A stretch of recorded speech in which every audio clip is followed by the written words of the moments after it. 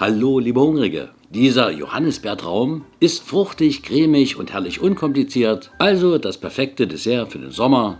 Mit nur 4 Zutaten und, wenn ihr euch beeilt, in gerade mal 5 Minuten entsteht ein herrlich luftiges Dessert, das vor allem durch die feine Säure der Johannisbeeren besonders erfrischend schmeckt. Probiert's unbedingt mal aus und wir brauchen dafür, wie schon gesagt, nur 4 Zutaten. Butterkekse, Karamellkekse würden auch passen. Wir brauchen Mascarpone. Wer es leichter möchte, kann auch griechischen Joghurt nehmen. Wir brauchen Honig, alternativ Puderzucker. Außerdem könntet ihr auch Reis- oder Dattelsirup oder Agavendicksaft nehmen. Und wir brauchen natürlich Johannisbeeren. Rote kommen bei diesem Dessert natürlich optisch besonders gut. Bei mir sind noch ein paar weiße drunter und ihr könnt da natürlich ganz flexibel sein.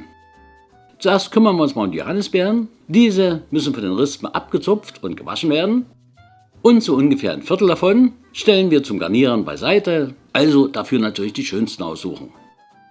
Nun geben wir die Butterkekse in einen Gefrierbeutel oder ähnliches, Hauptsache gründlich verschließen, dann erstmal ein bisschen mit den Händen zerdrücken und anschließend am besten mit einer Teigrolle zerkleinern und wenn die grob zerbröselt sind, reicht das aus. Nun geben wir den Mascarpone in eine Schüssel, ergänzen mit der Süße. Ich habe mich übrigens hier für Reissirup entschieden. Ist wirklich welcher, auch wenn er wie Honig aussieht. Und nun alles glatt miteinander verrühren. Und wie ihr seht, mit dem Schneebesen klappt es nicht so gut. Also erstmal eine Gabel dafür nehmen, einen Weichen damit bearbeiten und dann nochmal den Schneebesen nehmen. So ist es perfekt. So, und nun nehmen wir ungefähr die Hälfte von den Johannisbeeren, geben noch ein bisschen Süße dazu. Das ist nur optional, müsst ihr auch nicht unbedingt machen, aber ich finde es gut, denn diese zerdrücken wir nun am besten mit einer Gabel zu einer Art Soße. Das macht das ganze Dessert noch ein bisschen feiner. So, und damit geht es auch schon los mit dem Einschichten. Wir geben also zuunterst eine dicke Schicht von den Keksbröseln hinein. Und ob das nun ein bisschen mehr oder weniger ist, kommt so genau nicht drauf an.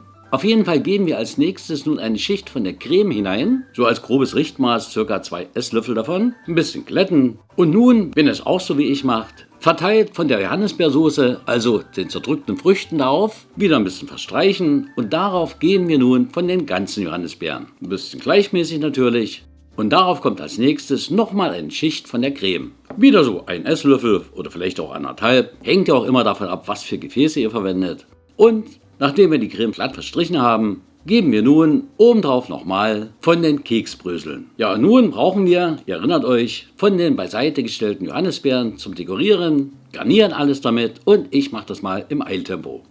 Ja, und alles, was wir jetzt noch machen müssen, kurz ab damit in den Kühlschrank. Und dann können wir dieses leckere Dessert genießen, passt wunderbar als Abschluss eines schönen Essens oder für die Kaffeetafel und natürlich auch ganz einfach nur für zwischendurch. Ich wünsche euch viel Spaß bei der Zubereitung und dann recht guten Appetit. Falls bei euch aber doch lieber ein Eis geben soll und davor vielleicht ein Stück Käsekuchen, dann schaut euch doch diese Videos an. Bis zum nächsten Mal. Tschüss, bye bye.